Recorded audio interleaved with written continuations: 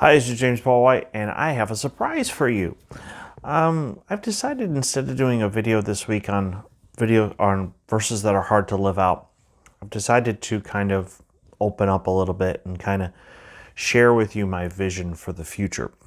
By the way, a couple people have recently subscribed, so thank you. Appreciate that. Here's what this is all about. I would like to one day travel and teach the Bible, but guess what? We're in a pandemic. So I won't be doing any traveling in the near future. Maybe in a year. Maybe. Maybe two. I don't know. Also really depends on if and when I retire from being a chaplain. But in the meantime, I'd like to put some good stuff on the internet. There are some people out there that don't physically go to a church, so we got to find a way to meet those people's needs. There's some people that don't go to church because of the pandemic. We need to find a way to meet their needs. And there's people that can't go to church on Sunday morning because they work, every other weekend. In the case of nurses, correctional officers, there's people out there that do actually have to work on Sunday morning. So, that being said, to meet all of those people's needs, I started making videos. As I started making videos, God gave me this vision of just one day the channel becoming big enough to where it'll start bringing in some revenue. We could use that money to pay for the gas so that when I do start traveling, that'll take care of the traveling expenses of getting, I could do it one of two ways. I could either get a really good traveling vehicle, something that's good on the highway, and just stay at a hotel, or get a travel trailer and a truck, and that way I don't have to stay at a hotel. I've got the travel trailer there and just go from there. Ideally, want to travel to places like North and South Dakota and Idaho and Montana and Washington State when it's warmer, during the summer months, and go to places like Arizona, New Mexico, Texas, Louisiana in the winter months when it's cooler.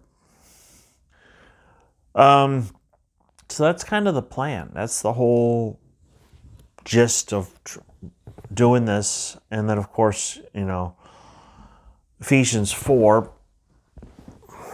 which is a very important verse to me.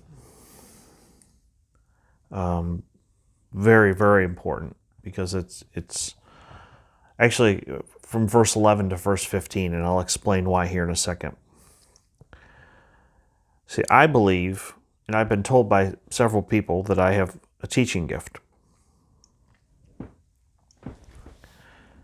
Now, if I flip to Ephesians 4, it says, starting in verse 11, "And he gave himself some to be apostles, some prophets, some evangelists, and some pastors and teachers, for the equipping of the saints, for the work of the ministry, for the edifying of the body of Christ."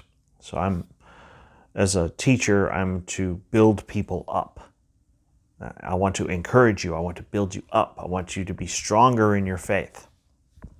Verse 13, "Till we all come to the unity of the faith and the knowledge of the Son of God, to a perfect man, to the measure of the stature of the fullness of Christ." Now understand, anytime you hear the word perfect in scriptures, especially if you're reading a King James or New King James, it means a mature man, someone who's mature, someone who's grown. It talks about the difference in Hebrews between drinking milk like a new believer or the solid meat of the scriptures, of the word.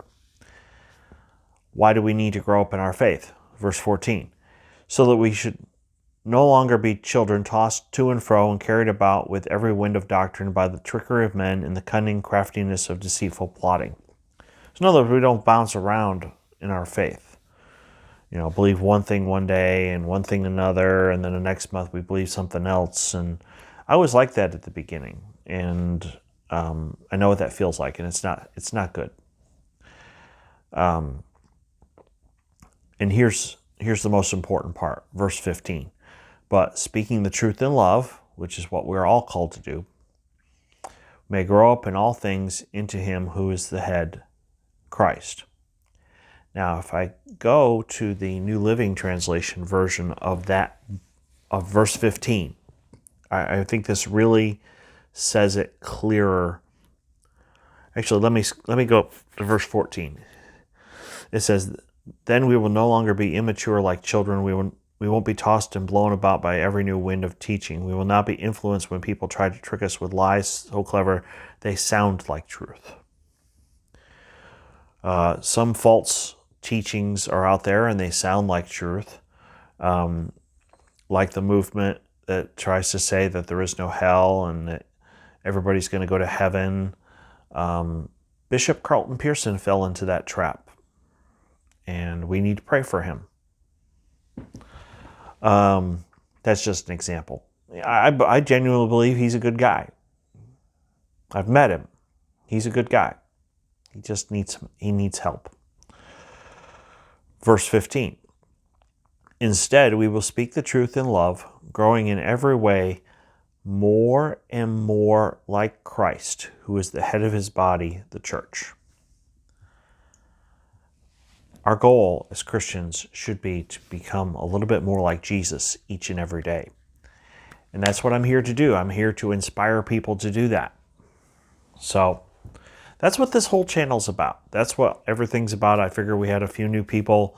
I would kind of stop and kind of make clear what direction we're going in, why we're here, and what purpose, what are our goals for the future. The goals of the future are very simple. Grow the channel, get it going so that there's income coming in, and hopefully, God willing, one day I'll be able to retire from being a chaplain.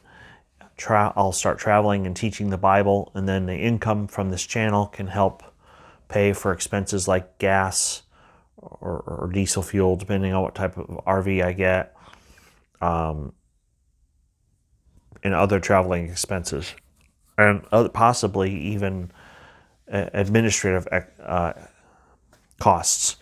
I have a very visionary type leadership style, and I really need, if we were to grow this ministry, I need somebody who's good at taking care of administrative tasks. And God willing, one day I'll be able to hire somebody. So that's what this is all about. That's the vision. And the best advice I ever got was from a pastor in Stillwater, Oklahoma, who told me, keep doing what you're doing now. And if you ever get to the point where the income from the traveling and speaking is more than what you're making as a chaplain, then make the jump to doing that full time. But until that happens, stay doing what you're doing. So that's the plan. So anyway, thank you so much for subscribing. I love you guys, and I hope you have a great weekend.